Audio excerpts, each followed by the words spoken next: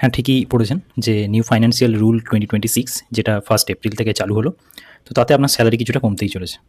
সেটা কিভাবে এবং তাতে ভয় পাওয়ার কিছু নেই। আমি সেটা ডিটেইলসে বোঝাবো আপনাদেরকে যে সেটা কিভাবে এফেক্ট হবে বা কিভাবে আপনার স্যালারিকে এফেক্ট করবে। ভিডিওটা পুরোটা দেখুন, তাহলে আপনি একদম ক্রিস্টাল ক্লিয়ার হয়ে যাবেন যে এটা আপনার ভালোর জন্যই হচ্ছে। ওকে, তো এবার শুরু করা যাক। দেখুন, আজকে আমার হাতে টাইম ছিল না, ফলে আমি এই জাস্ট একটা ছোট্ট প্রেজেন্টেশনের মতো করে ব্যাপারটা আপনাদেরকে বোঝাবো, যাতে আপনারা এইটা নিয়ে কোনো রকম প্রবলেম না হয়, কারণ এটা একটা খুবই বড় চেঞ্জ যারা আমরা স্যালারিড এমপ্লয়ি তাদের জন্য। তো চলুন শুরু করা যাক। আর কাইন্ডলি চ্যানেলটা সাবস্ক্রাইব করুন, কারণ এগুলো আনতে আমার অনেকটাই সময় দিতে হয়। আমি আমার চাকরি বা সমস্ত কাজের ফাঁকে একটু সময় করে চেষ্টা করি আপনাদেরকে ইম্পর্টেন্ট ইনফরমেশনগুলো দেওয়ার। তো চলুন শুরু করা যাক। তো এই নিউ ফাইন্যান্সিয়াল রুল 2026 আমরা যারা স্যালারিড এমপ্লয়ি তাদের জন্য এটা একটা মানে অনেকগুলোই অনেকটাই রুল চেঞ্জ হয়েছে। তো সেটা আজকে ডিসকাস করব।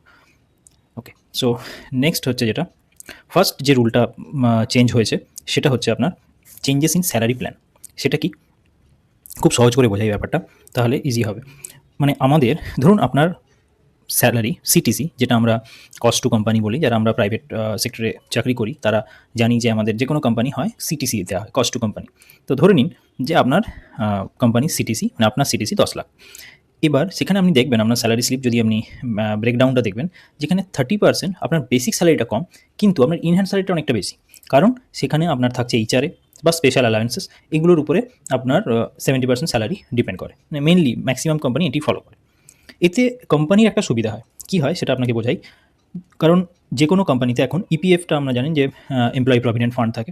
সেইখানে কোম্পানি করে কি, আপনার বেসিক স্যালারির 12% সে আপনার ইপিএফে জমা করে। তার মানে ধরুন আপনার যদি 10 লাখ সিটিসি হয়, তার বেসিক স্যালারি ওই অ্যারাউন্ড 25,000 হবে। এবার 25,000-এর 12% মানে অ্যারাউন্ড 3,000 কোম্পানি আপনার হয়ে জমা করবে। ঠিক আছে? আর আপনি কত জমা করবেন? আপনিও সিমিলার অ্যামাউন্ট জমা করবেন, 3,000। ঠিক আছে? তাহলে 6,000 আপনার ইপিএফে জমা হলো। ঠিক আছে? যেটা আপনার রিটায়ারমেন্টের পরে এটা একটা সিগনিফিক্যান্ট রোল আপনার লাইফে থাকে রিটায়ারমেন্ট প্ল্যানিংয়ের জন্য। বুঝতে পারলেন? এইটা জেনারেলি এতদিন হয়ে আসছে। এবারে এখন যেটা চেঞ্জ হয়েছে সেটা হয়েছে যে new age rule. New age রুলটা এখানে কী হচ্ছে, যে নতুন যে ওই রুলটা এসছে তাতে বলেছে 50% ওয়েজ রুল। মানে এই যে 30% যেটা আপনার বেসিক স্যালারি ছিল সেইটাকে মিনিমাম 50% হতে হবে। ওকে, তাহলে 50% হলে সুবিধাটা কী হবে? ধরুন আপনার এই 10 লাখ সিটিসি, এই 10 লাখ সিটিসির আপনার যদি 50% বেসিক স্যালারি হয়, তাহলে আপনার ওই স্যালারিটা দাঁড়াবে, বেসিক স্যালারিটা দাঁড়াবে 41,000 টাকা মতো। তাহলে ইপিএফটাও ক্যালকুলেট হবে ওই 41,000-এর 12%। তখন কী হচ্ছে, অ্যারাউন্ড 5,000 আপনার ইপিএফ তৈরি হবে। সেই 5,000 মানে আপনাকে দিতে হবে 5,000, আবার কোম্পানি আপনার হয়ে দিচ্ছে 5,000। তাহলে যেখানে আপনার ইপিএফে জমা হচ্ছিল 6,000, সেইটা এখন বেড়ে দাঁড়ালো 10,000। সুবিধাই হলো আপনার ফিউচারের ক্ষেত্রে রিটায়ারমেন্ট প্ল্যানিংয়ের জন্য অনেকটাই সুবিধা হলো, প্রায় 4,000 টাকা বেড়ে গেল। কিন্তু এখানে আপনার স্যালারিটা কমছে কী করে, সেটা একটা ইন্টারেস্টিং। কারণ দেখুন, অ্যাট প্রেজেন্ট শর্ট টার্মের ক্ষেত্রে যদি আপনি দেখেন, তাহলে প্রতি মাসে আপনার স্যালারি থেকে 3,000 টাকা আগে কাটা হতো বিকজ অফ ইপিএফ। এখন সেটা কত কাটা হবে? 5,000 টাকা।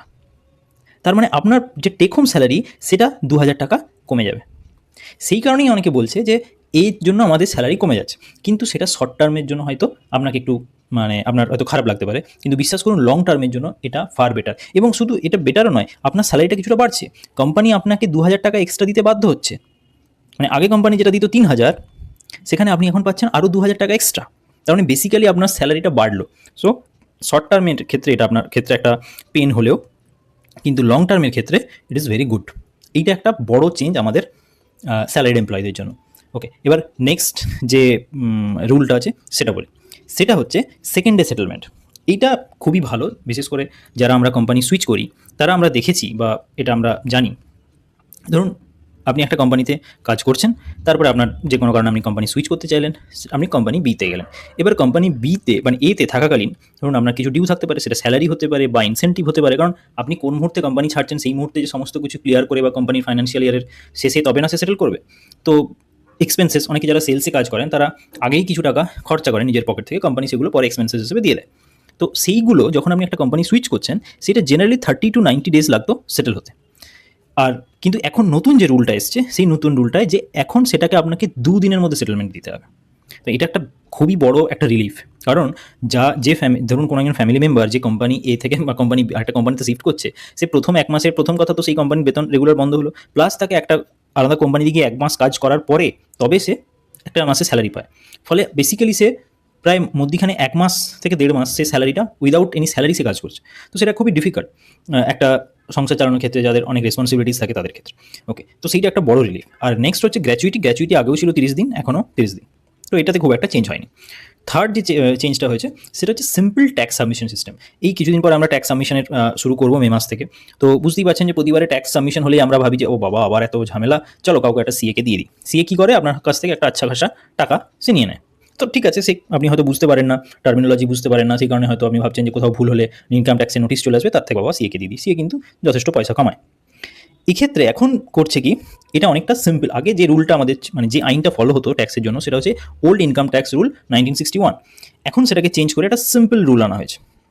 এই সিম্পল রুলে মানে আগের যে অনেকগুলো কমপ্লেক্স চ্যাপ্টার থাকতো, অনেক সেকশনস থাকতো, সেগুলো সব তুলে দেওয়া হয়েছে এবং অনেক জার্গন ইউজ হতো, যেমন অ্যাসেসমেন্ট ইয়ার, প্রিভিয়াস ইয়ার। এখন সিম্পল, যেমন এই মানে নতুন যে রুলটা আসছে সিম্পল রুলে, সেখানে সিম্পল আপনার হবে যে ট্যাক্স ইয়ার। মানে আপনি বুঝতেই পারছেন যে আপনি কোন ইয়ারের ট্যাক্স দেবেন, জাস্ট সিম্পল একটাই আপনার জার্গন থাকবে, মানে ওয়ার্ড থাকবে যেটা আপনার খুব বুঝতে খুব ইজি হবে। আরও কি থাকবে, প্রিফিল ডেটা, মানে ধরুন আপনি কত স্যালারি পাচ্ছেন, আপনি যদি শেয়ার মার্কেট বা মিউচুয়াল ফান্ডে ইনভেস্ট করেন তার কি ক্যাপিটাল গেইন ট্যাক্স হচ্ছে, বা আপনার টিডিএস কোথাও যদি কাটছে, বা ইন্টারেস্ট কত পে করছেন, সেগুলো সব আপনাকে আগে ক্যালকুলেট করে বসাতে হতো। তারপরে সেগুলো ওরা চেক করতো, করে আপনার একটা ট্যাক্স সেটেলমেন্ট হতো। কিন্তু এখন এগুলো অলরেডি প্রিফিল্ড থাকবে। ফলে এগুলো আপনার ক্ষেত্রে অনেকটাই সুবিধা হবে, বিশেষ করে যারা আমাদের সাধারণ মানুষ, যারা আমরা চাকরি করে খাই, তাদের ক্ষেত্রে এটা সুবিধাজনকই হবে। তো এই 3টে মেন রুল ছিল যেগুলো আমাদেরকে এফেক্ট করবে, এবং আমি আশা করছি আপনারা ক্লিয়ারলি বুঝতে পারলেন। ভিডিওটাই লাইক করুন, এগুলো আমাকে মোটিভেশন দেয় যাতে আমি আরও বেটার কন্টেন্ট আপনাদের জন্য আনতে পারি। Thank you.